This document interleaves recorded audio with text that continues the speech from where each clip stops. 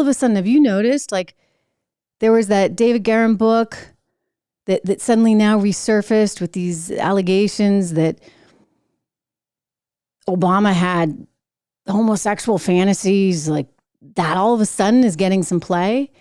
And then you see there's that Larry Sinclair thing that Tucker did a big interview with him, and he's being quite explicit in some of the things that he said he and Obama did. And you got to say, like, why is it happening now? Why? I mean, I'm sure, Tucker was interested in covering it, but all of a sudden, like, this stuff is coming out. And why now? Could it be because Michelle Obama wants to run for president in 2024 and they are absolutely positively worried, some of them, like in the Biden camp and in the Kamala Harris camp and maybe even in the Gavin Newsom camp, that she might just be able to pull it off? The guy who wrote this book, Michelle Obama 2024, he wrote this in 2022, predicting that she would indeed run in 2024.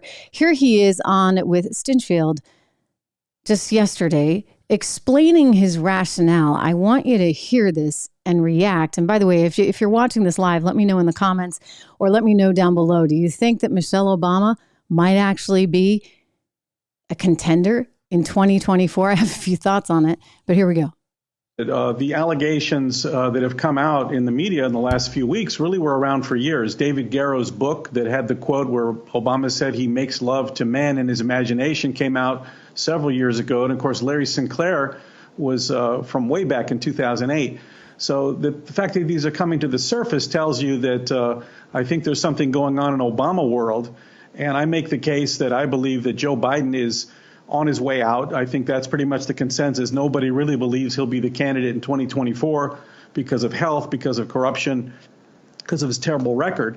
And I make the case in my film and book that Michelle has been pretty much copying Barack Obama's path to the White House. Barack had a voter registration organization in Chicago called Project Vote before he ran for president. Michelle founded something called When We All Vote that's supported by the Soros Group for $26 million. She's been running around the country registering people for several years. Barack wrote 2 autobiographies, Dreams from My Father and The Audacity of Hope. Sure enough, Michelle wrote 2 autobiographies, Becoming and The Light We Carry. They're also on Netflix as TV specials. And of course, Barack was the keynote speaker who introduced John Kerry at the 2004 Democrat convention. Sure enough, Michelle introduced Joe Biden at the 2020 Democrat convention.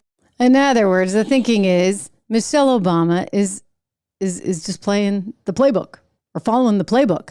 I'm looking at some of your comments. You guys are like, no, please, no, please, no.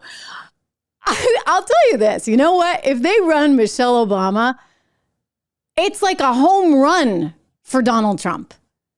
I mean, a home run. Do not forget for 2 seconds. I remember because I was covering the campaign when he ran, and he ran twice. I ran all Bloomberg's political coverage the year he won in 2012. I was at CBS back first time around in 2008. And wow, I mean, they had to do everything they could to keep her away. They were like, let's hide her in the basement because people really didn't like her. Like they had a visceral reaction to Michelle Obama. I know now she's gone off and, been able to do the speaking circuit and everybody says nice things about her and she gets a big giant deal with Spotify. That was a total flop because again, people don't like her. I'm a pretty good judge on these things. I got to tell you, you know what? Gavin Newsom would be way harder to beat. I know we don't like him. I know he's got horrible policy. I can't even imagine him as president. It would be awful, awful, awful, awful.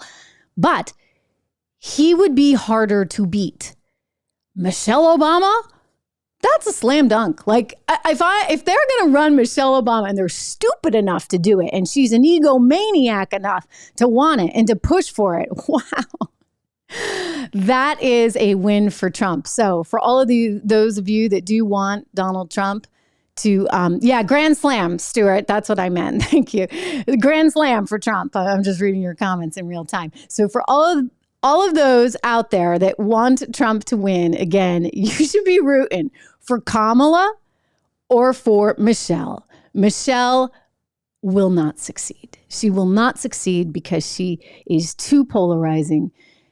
People will see her as a continuation of Obama, whom they already really don't like, because they were like, you know what? There was a lot of hope and a lot of optimism when he became president. People are like, you know what? Like, this is kind of cool. You know, America, for all the things that they say about us, you know what? We have a black president. That's a pretty big deal. And it proves, it shows you that you can do anything in this great country, that we're not prejudiced or racist. I'm not saying that there aren't pockets of it in the country, but overall, hey, we elected him, okay? So it was a moment when America should have come together. And what did he do? He divided us. He divided us. He divided us. And he used race to divide us. And that is disgusting and unforgivable. And nobody wants to go down that path again, which we, of course, would. So yeah, Michelle Obama, I'd like to see that happen.